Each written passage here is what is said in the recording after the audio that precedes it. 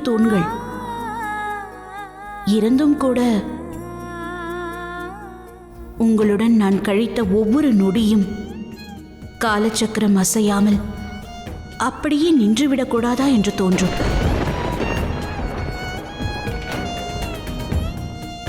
மேலும் தாங்களின்றி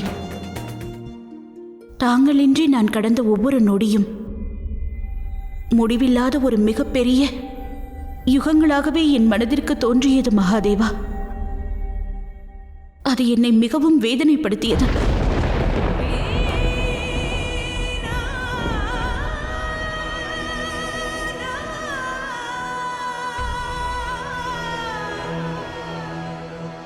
ஆனால் இப்பொழுது மகிழ்ச்சியாக இருக்கிறேன். ஏனென்றால் அனைத்தும் நலமாக உள்ளது. தாயே,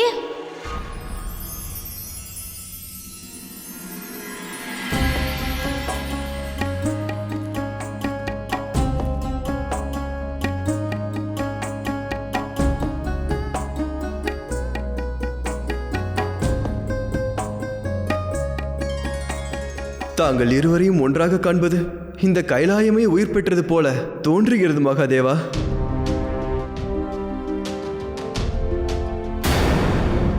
ஆம் தாயே, மது கேடவன் ஆதியின் அழிவிற்கு பிறகு இப்பிரபஞ்சம் முழுவதும் நிம்மதியில் உள்ளது.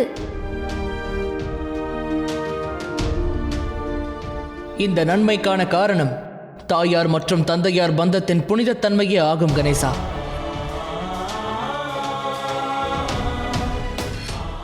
அது மட்டுமல்ல, மகாதேவரும் மகா காளியும் ஒன்றாக இருக்கும் வரை பிரபஞ்சத்தில் எவ்வளவு பெரிய பிரச்சனை தோன்றினாலும் இறுதியில் அனைத்தும் நலமாகத்தான் முடியும்.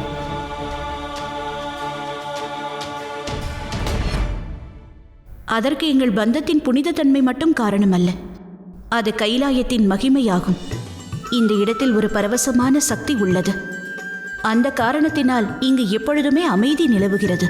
அதுபோலவே இந்த இடத்தில் எவரேனும் தவறான எண்ணத்துடன் நுழைய நினைத்தால் அது நிச்சயம் வெற்றி பெறாது.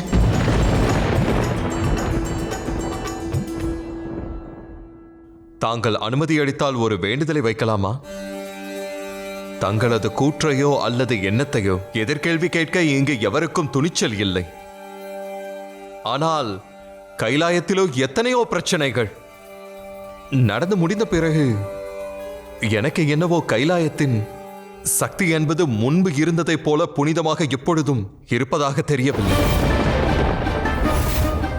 தாங்கள் என்ன கூற வருகிறீர்கள் தேவேந்திரா? ஆம் கார்த்திகேயா, கைலாயத்தின் புனித தன்மை இப்பொழுது சீரழிந்து விட்டது.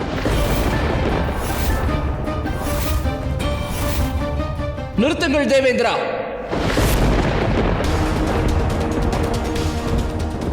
தாங்கள் இதே கூற்றை தாயும் தந்தையும் இல்லாத பொழுது கூறியிருந்தால் நான் அதை ஏற்றுக்கொண்டிருக்கலாம். ஆனால் தாயாரும் தந்தையாரும் இருக்கும் பொழுதே கைலாயத்தின் நன்மையும் புனிதத்தை பற்றியும் தாங்கள் கேள்வி எழுப்புவது என்னால் பொறுத்துக் கொள்ள இயலாது. நான் தவறாக என்ன கூறிவிட்டேன்?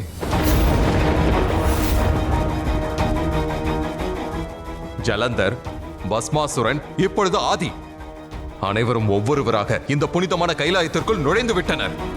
அதற்கு முன்பு இந்த புனிதமான கைலாயத்தில் எவ்வித தீய சக்தியினாலும் நுழைய முடியாமல் இருந்தது.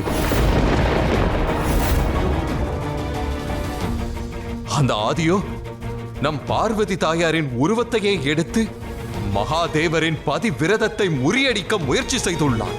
அவன் மகாதேவரை நெருங்குவதில் வெற்றியும் அடைந்துள்ளான். அவனை நாம் அழித்திருந்திருக்கலாம். அதற்காக இங்கு நடந்தவற்றை எல்லாம் நம்மால் மறந்துவிட முடியாது கார்த்திகேயா. அவனது எண்ணம் மற்றும் கருமத்தின் சிறுமை இவ்விடத்தில் இப்பொழுதும் உள்ளது. அதை அவ்வளவு எளிதாக போக்கிவிட முடியாது. போதும் தேவேந்திரா.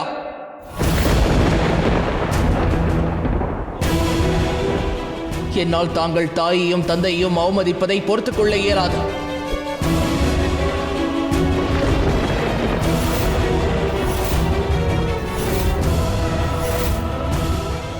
கார்த்திகேயா, அமைதியாக இரு கார்த்திகேயா. இல்லை தாயே, இன்று என்னை தடுக்காதீர்கள். கைலாயம் தன்னுடைய புனிதத்தன்மையை இழந்து விட்டதாக தேவேந்திரன் கருதினால் அவர் கைலாயத்தை விட்டு வெளியேறிய ஆக வேண்டும். எச்சரிக்கிறேன் கார்த்திகேயா. அசுரர்கள் கைலாயத்தில் விட்டு சென்ற தீய சக்தியின் மிச்சத்தை நாம் கலைந்தெறிவது தேவையான ஒன்றாகும். கார்த்திகேயா, தாங்கள் இந்த உண்மையை ஏற்றுக்கொள்ள மறுப்பதாக இருந்தால் நானும் யுத்தத்திற்கு தயாராக இருக்கிறேன்.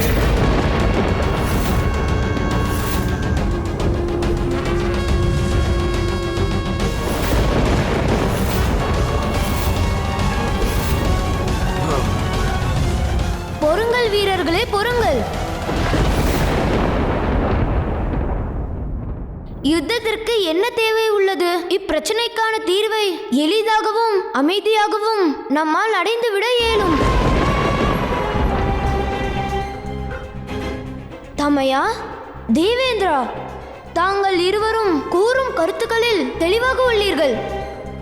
நானும் ஏற்றுக்கொள்கிறேன். அசுரர்களின் தீய சக்தியினால் கைலாயத்தின் புனித தன்மை கெட்டுவிட்டது. இதை நிச்சயம் போக்கியாக வேண்டும். தமையனின் கருத்தும் முறையானதுதான். தாயாரும் தந்தையாரும் இருந்தாலே இந்த இடமானது புனித தன்மை அடைந்துவிடும்.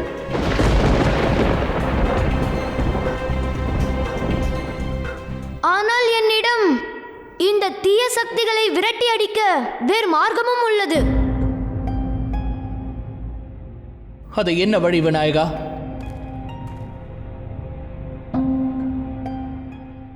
ஆனந்த தாண்டவம்.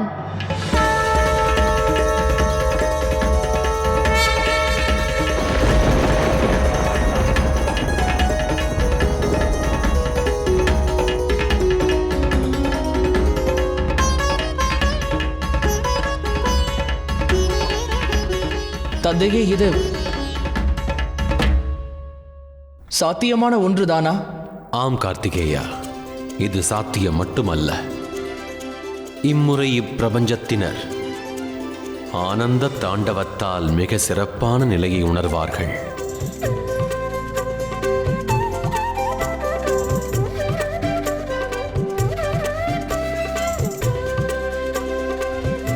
அப்படி என்ன சிறப்பு நடக்க உள்ளது? ஒன்றுமில்லை தேவேந்திரா. இம்முறை ஆனந்த தாண்டவத்தை மகாதேவர் மற்றும் புரிய போவதில்லை. மகாகாளியும் அவருடன் சேரப்போகிறாள்.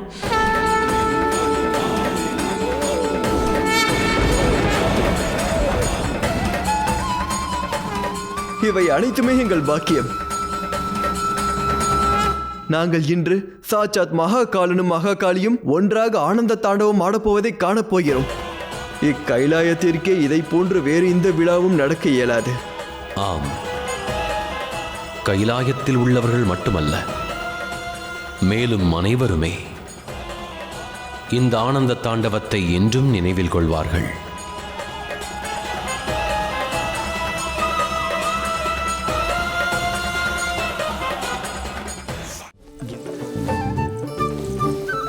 கணேசா, இந்த ஆனந்த தாண்டவத்தை பற்றி நீதானே கூறினாய்? ஆம்.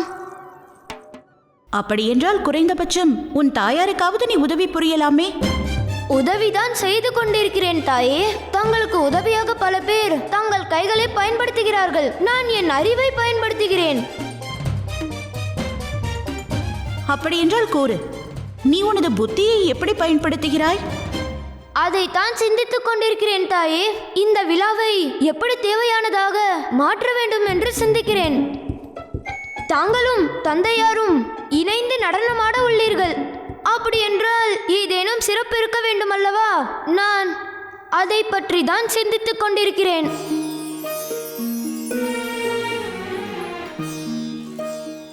தாங்கள் இதை பற்றி ஏற்கனவே சிந்தித்து வைத்திருப்பதாக எனக்கு தோன்றுகிறது. என்ன தாயே? ஆம் மகனே,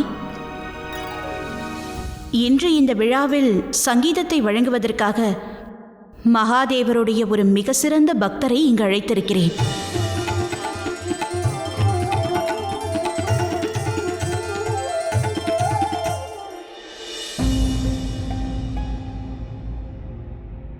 நீ என்ன செய்து விட்டாய் பார்வதி?